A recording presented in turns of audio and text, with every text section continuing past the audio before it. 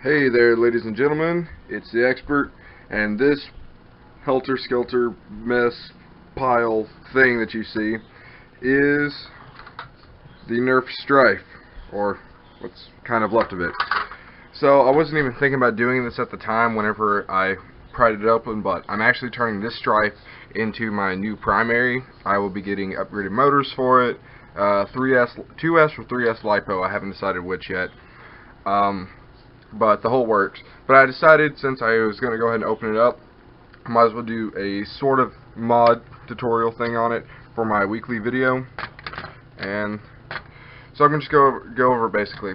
Alright, so down here, this is the internal of the Strife. This is the main working portion. This is your pusher arm, and that's just flying everywhere. Pusher arm is what's going to be pushing the darts in. I'm not really focusing on the mechanical internals.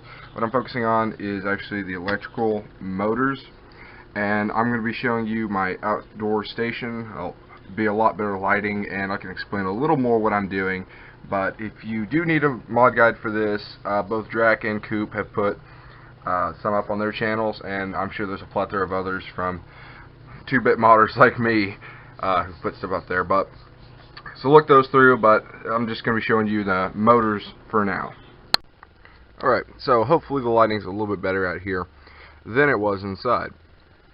So this doesn't just go for the Strife, this goes also for the Demolisher and the Modulus and really any Strife reshell.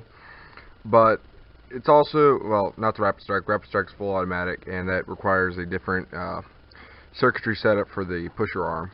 But generally speaking, for Strife style Nerf blasters, the only real circuit that's going on in the blaster is actually the flywheels themselves, and that is activated by our little rev trigger.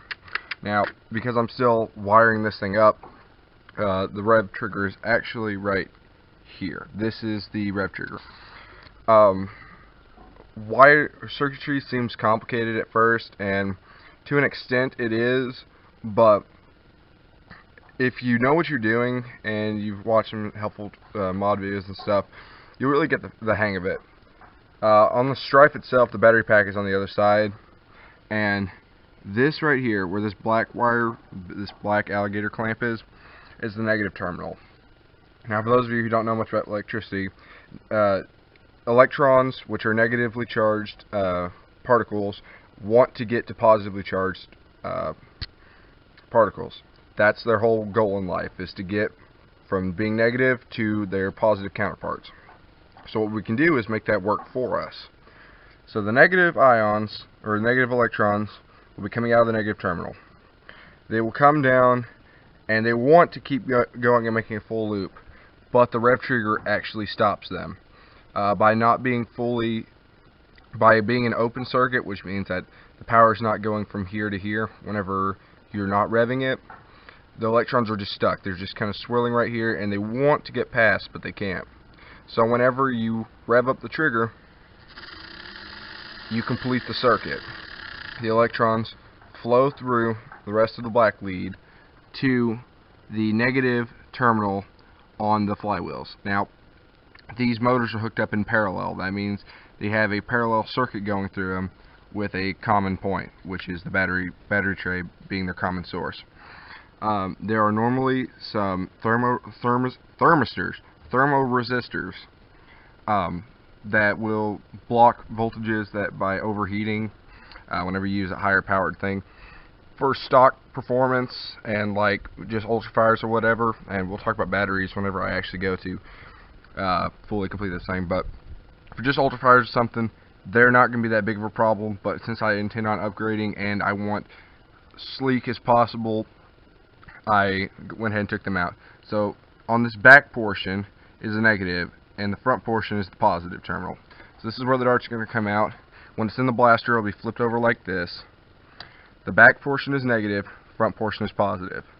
But the electrons have already revved up and done their work, and they're going to come back in to the positive terminal, go back through the batteries and continue. It's just a big loop that propels darts. So as you can see, well, I knocked the circuit loose whenever I was pushing around and stuff.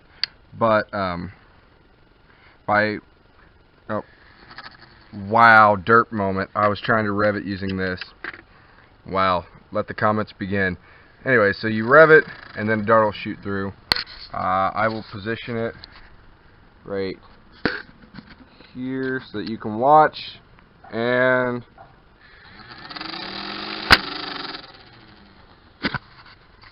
just like that. So I'm gonna go inside. Well, before we finish, I'm actually using a 22 gauge wire, which is absolute overkill. I got it from Radio Shack, but the stock gauge wiring in here is absolute crap.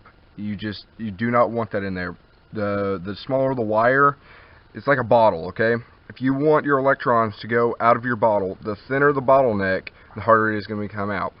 So the smaller the wire, the slower the electrons are going to come, the less force you're going to have, and the overall worse your blaster is going to be. It's called resistance. So if you have a higher gauge wire, there's less resistance and you get more power. So I'm using 22 gauge, like I said, overkill, but the stock wiring is just not good. If you're just running ultrafire or something, it's acceptable, but if you're using a LiPo, you'll burn out something or whatever. I will not be upgrading the switch, but these cause a bit of resistance as well. But that's that. So we'll get back inside once I'll show you the soldered connections, then we'll talk a little bit about batteries.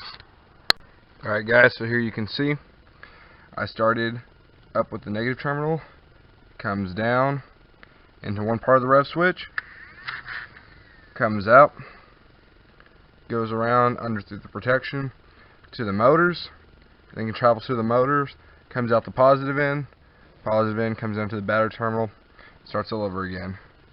Maybe I'll be able to do this one-handed. Nope.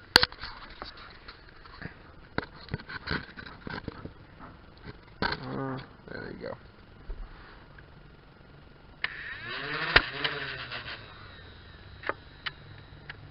Alright. So that's that. Alright, so the final thing we're going to do before we get to the firing demonstration is talk about batteries. Now, these are Ultrafire. Ooh, I'm not sure I'm going to do it again. Anyways, Ultrafire 14500, 120 or 12,000 milliamp hours, 3.7 volts. Ultrafire lies. It's not really 1200 milliamp hours. That's just not what it is, okay? But these are really good, 3.7 volts, kind of nice. You should always be running a dummy battery instead of a normal alkaline battery, but I'm in a pinch right now, so I am going to use this. It's fine for a little while, but doing this for a very long time, like going to a full war with this, not only hurts your batteries, but it has a chance of a fire.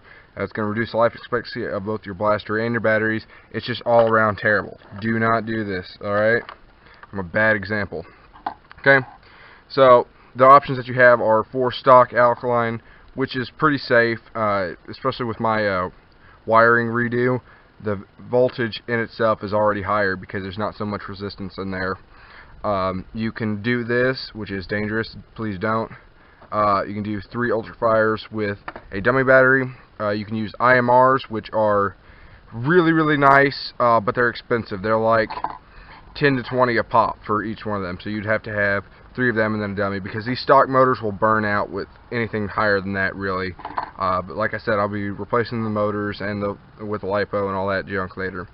But for now, you got alkalines, you've got the fire chemistry batteries, you've got IMRs, and then you can just hook up a LiPo straight to it. 9 volts are crap. Don't do that. They do not produce enough current flow going around. It's just a waste of your time. Leave the stock battery tray stock for the majority of the time. LiPos are a little dangerous, but for the most part, 3 Ultrafires and that, or 3 IMRs and a dummy battery will be just fine. But I'm going to put them inside my homemade gun cam, and I'll give you some firing shots. It may get loud. Rest in peace, headphone users.